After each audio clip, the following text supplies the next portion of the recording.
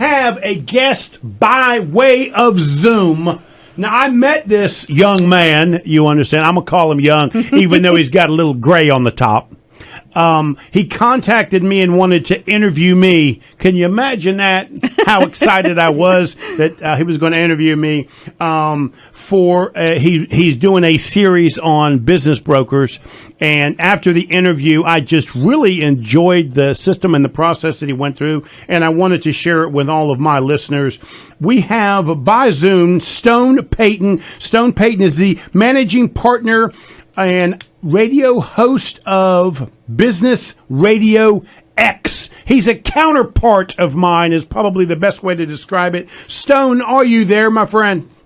I am, man, and thanks so much for having me on the air. This is, I've really been looking forward to this. Thank you so much for doing this. I tell people, you interviewed me, I want to say 3-4 months ago, and we just kind of hit it off, but the truth is, now that I know you, I'm sure that everybody likes you. You're a likable kind of guy. You understand, I'm an acquired taste. You're the kind of guy people like right away, buddy. So thank you. I appreciate you taking the time to join us. Yeah, well, as you can imagine, the interview was so easy. All I had to do was ask you one question, sit back and sip my coffee, and you took it from there. That was great. So Stone, before we get into your background, what is Business RadioX? So Business RadioX is a pro-business radio platform. It is business people interviewing business people. Our mission is amplifying the voice of business, and the activity to live into that is helping people in businesses in several communities, and we want to get to more, use the platform to shine the light on other business people in the community and give them a chance to share their story, promote their work. We want to help those folks that are just out there grinding it out every day, who are doing such great work for their market, their community, and their profession. We want to help them get those stories out. Okay, you were I don't know if you realize this, Carolyn, but he was very modest. Because if you go to his website, he says a few other communities. I mean, Atlanta, Austin, Bay Area, Charlotte, Chattanooga, Birmingham. I mean, Cherokee, Chicago. I mean, I'm on your website, buddy. I mean, Dallas. It keeps going. Detroit, Houston, Minnesota, Nashville, New Orleans. I mean, so you're a little modest there, right? I mean, you are a national operation that is helping people really express their business knowledge and expertise. Well, we have some sort of presence in 54 markets as of this conversation. We have 19 physical studios. I'm talking to you from a studio in little old Woodstock, Georgia, a mile from my home. And but yeah, we'll take all the help we can get, because we need to get to more of these communities, get someone established there who can run a Business RadioX studio, because we're not getting to them, and there's so many marvelous stories out there, so many people doing such terrific work. So yes, I guess we can feel good about what we've accomplished to date, and man, there's a lot of work ahead of us. So I understand Business RadioX to be you helping us small business people create a podcast on my industry and my expertise. Am I describing that correctly? Well, that can be a very important aspect of it, but our focus is really far more guest-centric than listener-centric. Now, the paradox is we probably have more listeners than anybody other than, like celebrity kinds of radio shows.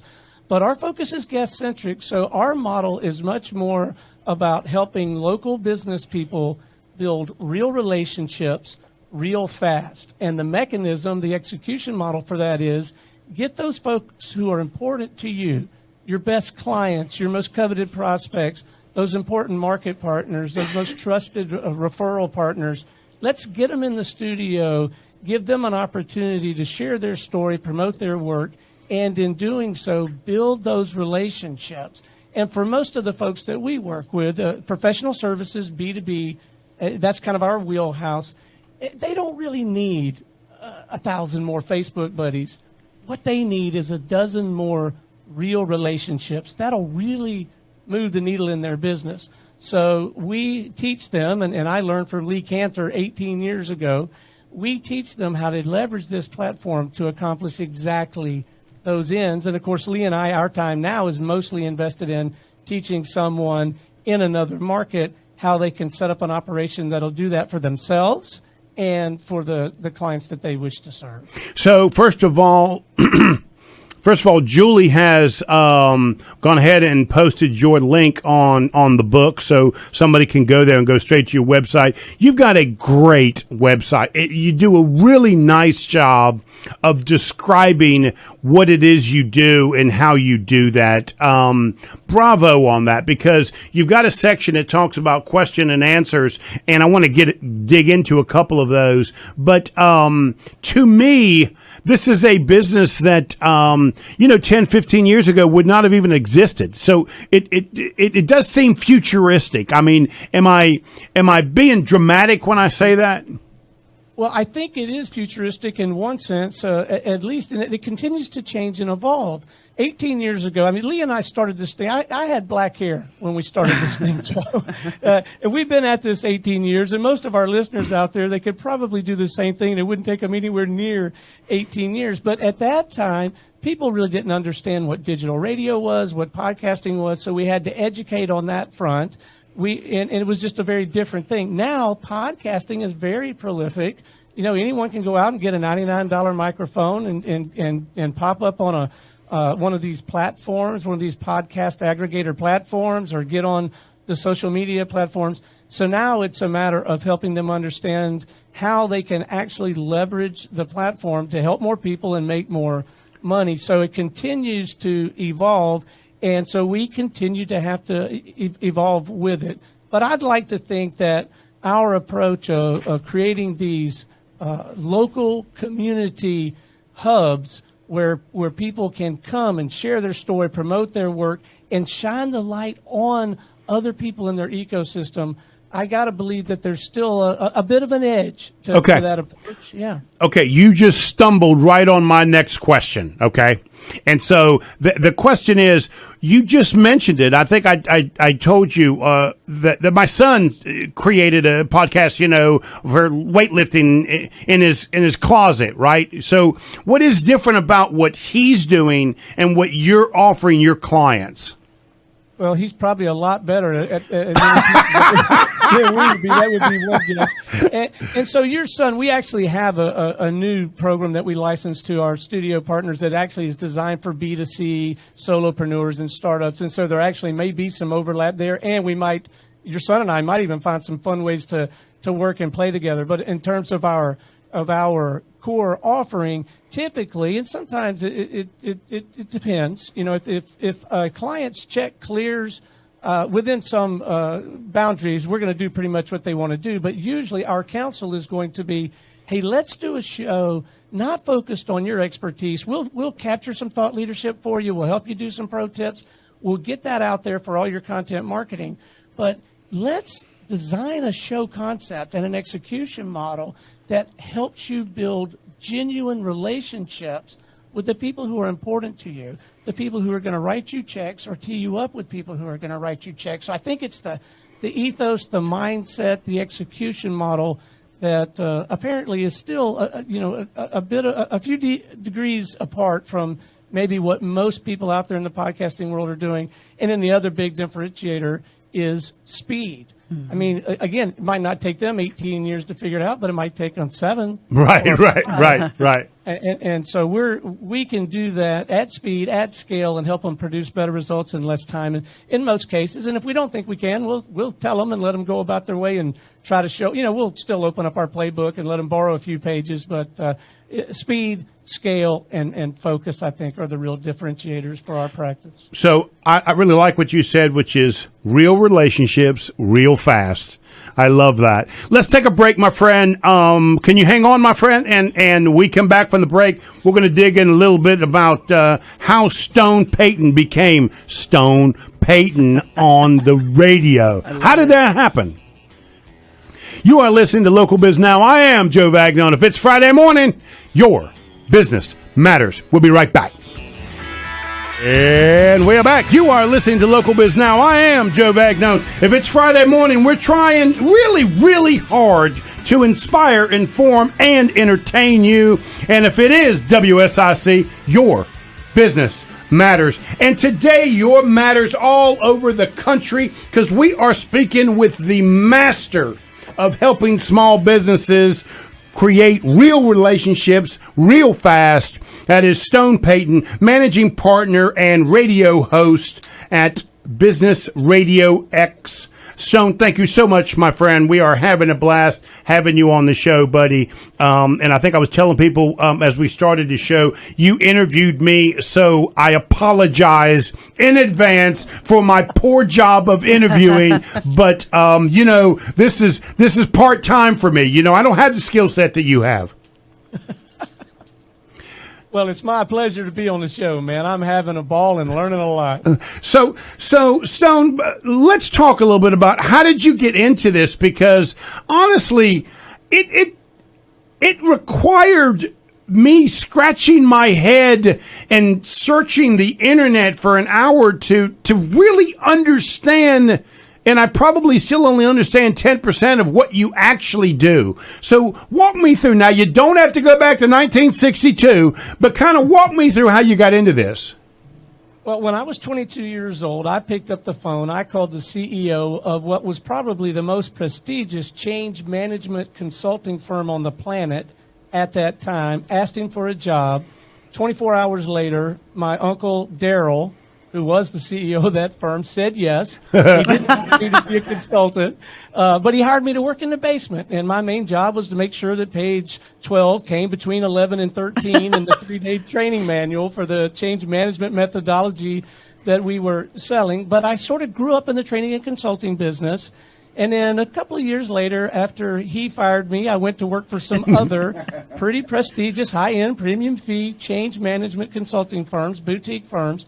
After I got fired from the last one, I went out on my own. I self-published a book, and I don't know how you'd be about it, Joe, but, man, I would have talked to the high school newspaper if they'd listened to me. And so I did. I got on some AM, FM shows. I got on cable access TV, and then I walked into this studio run by a guy by the name of Lee Cantor. It was Atlanta Business Radio. We were not a network at that time. I did not own any of it at that time. And, man, what a marvelous experience. He asked me about my backstory like you're doing. He asked me about the work, the why behind the work, where I was taking it. And I just got so enamored with that entire experience. I had to be a part of it. And I don't know if any of your listeners are old enough to remember that commercial where the guy liked the razor so much he bought the company. Yeah. But I liked what Lee was doing so much. I bought 40% of the company on the premise that we could take what he was doing right there in Sandy Springs, Georgia, and Atlanta, Georgia, running the Atlanta Business Radio Show, and expand it and take it to other communities. So that has been our quest over the last 18 years. As we mentioned before, we've made some progress. Man, I'm getting a little bit long in the tooth. I'm getting gray on top. I'm running out of time. I need help. But that's how I got involved, 75,000 plus interviews later. And it's been a fun ride, man, but I got to get some help. Right. And really, it is a wonderful, intriguing story, and I can tell by the way you were asking me questions that this dude gets it, right? I mean, you absolutely understand B2B, and you really do have a way of helping them genuinely connect and build those relationships they need to build their business. And then nowadays, man, that is the foundation of a good, solid business. Absolutely. And it is so much fun. It is such rewarding work. And it turns out the more people you can help, the more money you make. And the more money you make, the more people you can help. And, man, once you get that flywheel going, you couldn't stop it if you wanted to. It's incredibly fun. Yeah, I remember asking you, hey, man, how long you been doing this? And you said, well, I'll tell you what, it's a whole lot better than working for a living. And so, I mean, that just told me you really enjoy what you're doing. Oh, yeah. So okay, now here's what we're going to do. You understand, we high tech here at Joe Vagnone Business Brokerage. This is a YouTube question that I'm going to turn into a short. Are you ready for this? Yes, sir. Here we go. give me one piece of advice that you would give a fellow business entrepreneur or business person that you think your experience might help them. So if you're a budding entrepreneur, your idea is on a cocktail napkin, you're just trying to get out there, my recommendation is marry up. Someone who's going to be supportive, but ideally somebody with earning power. Lee Cantor and I both did that, and it's made all the difference in the world. If that part of your life is already pretty well buttoned up, then my counsel on the business side is, before the business license and the marketing and all that stuff, and the first thing you need is a customer. Get out there and build some real relationships. That's where I think your focus ought to be, no matter what arena you're in. The rest of it will fall into place if you go out there and cultivate genuine relationships and focus on serving. Serve first, serve early, serve often. I promise you the rest of it will fall into place. Great. Thank you so much, my friend. Carolyn, got a question? Yeah, Stone. So I hate to talk about failure, but where do most people seem to drop the ball when they start out? Well, in my experience, I think it is focusing on what I call the playing office. It's writing the reports. It's going in and just spending all that time on all of the window dressing. And I think you're so much better served if you'll just get out there, get to know people, identify what they're struggling with, find a way to solve their problem. Even if solving their problem means you're calling someone else that you built a relationship last week or last month, but focusing too much, too early on all of the window dressing and holding yourself up and shouting from the rooftops about all these great things that you're doing. You'll get to come along for the ride when you help people, no matter what the mechanism, no matter what tools and resources you bring to bear to do that. So focus on other people first, and maybe not so much on yourself or your whiz bang. So Stone, I really was impressed at your networking process, the digital networking process, which is you reached out to a guy like me, because if you wouldn't have done that, you and I would not meet, right? And so you started this relationship. And I call it sort of a digital networking that you are a master at and teach people to do. Do you think the one-on-one chamber networking function, and that sort of stuff, do you think that's dead, or is there a place for both of those? How do you see the future looking for small business people networking? I don't think that's dead at all, and I think it's great to have some of that running in the background. This business was founded by Lee Cantor, who is an incredible introvert, hates to go to any of those kinds of things. I'm a little bit more of an extrovert, but I am a little bit aloof, and so I don't like to do the whole small talk thing. So what I do is marry the two. I enjoy going to, especially now that I'm in Woodstock, Georgia, and have kind of gotten more immersed in this local community, I like going to some of those local things, but when I do, I love having the gift of inviting them on the show, as opposed to, trying to hand them my business card. I really do dislike the, hey, ho, here's my business card. What do you do? Elevator speech thing. That's not my style at all. But I think there's plenty of room for both. And I think both, again, should be focused on what can I do to help this person fill that gap that they just described? What can I do to help them solve a problem?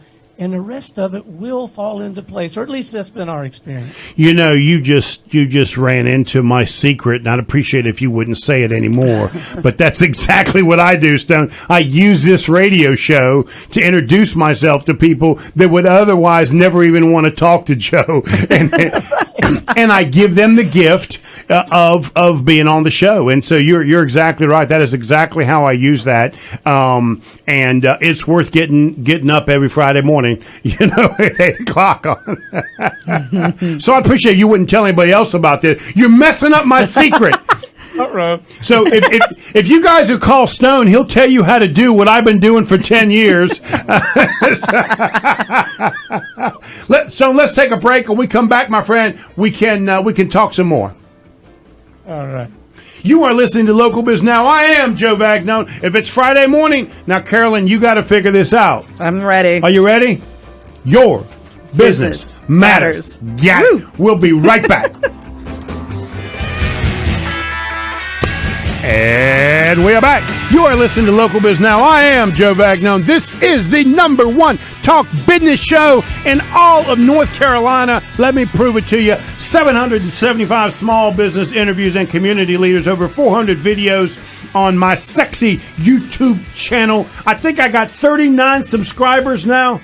I sure would like a couple extra.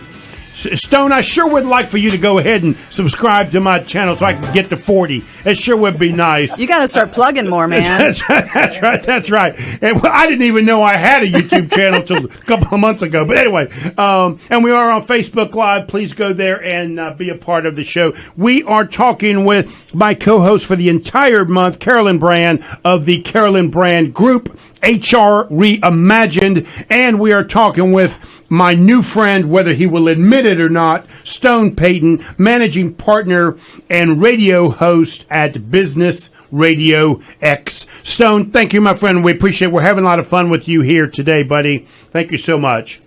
My pleasure, man. I'm having a ball.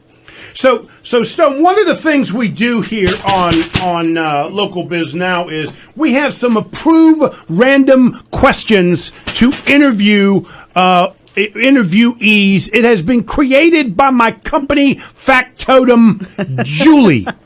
Everybody needs a Julie. So now let me ask you a couple of these approved random questions. Are you ready for them? I'm ready, man. Did you ever offer some kind of free trial or something free to try and jumpstart your business? Is that something you gave any interest to, and did it work for you?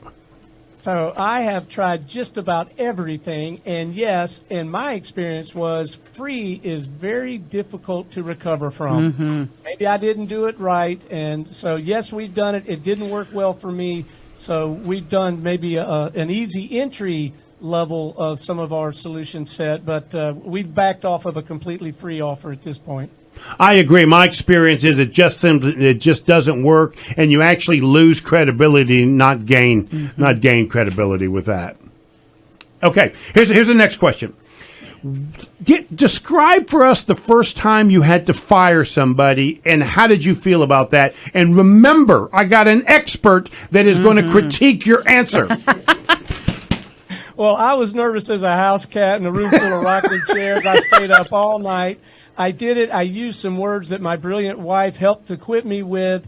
I got it done. I powered my way through it, and it felt great after I did it. Really? And now, I won't say that I look forward to it, but it doesn't scare me like it used to. When you get to the point where it's time to let someone go, it's time to let someone go. Yep. And you have that obligation to not only yourself, the organization, but the other contributors on the team. So that was my learning.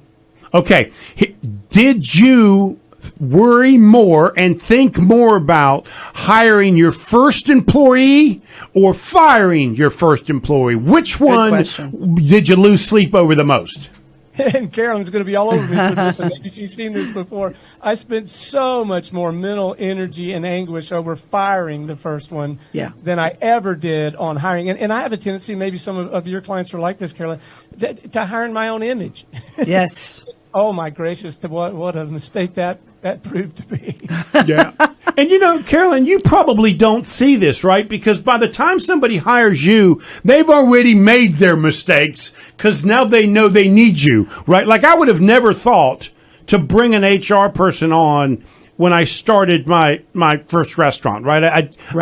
So I had to do the firing on my own, the hiring on my own. It's only after years that after about 175 employees that I realized I really don't want to do this on my own. Exactly, and they need the help. Exactly. So okay. So Stone, let me keep going with the random questions. Are you ready for this? Yes, okay. sir. Okay. As a business owner, describe one of your biggest colossal failures. I don't know why, but we learn from our mistakes much more than we do from any successes.